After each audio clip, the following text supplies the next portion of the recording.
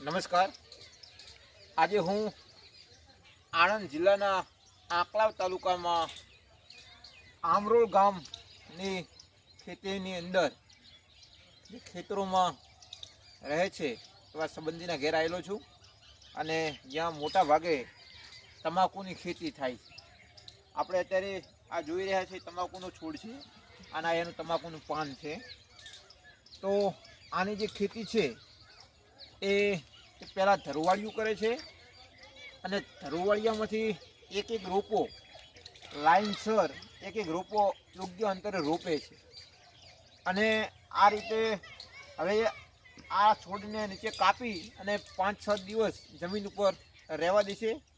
આ છોડ સુકાઈ જશે એટલે એના પાંદડા આ પાન બધા ભેગા કરી આ રીતે એના પાન છે, આ પાન ભેગા કરી અને સુકાઈ જશે એટલે વેપારી આવશે અને વેપારી આ રીતે પાન જે તમાકુ છે એ લઈ જાય છે।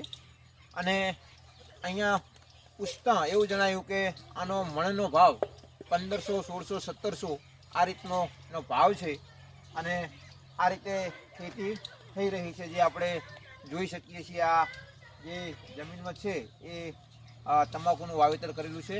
અસ્તુ ભારત માતા કી જય।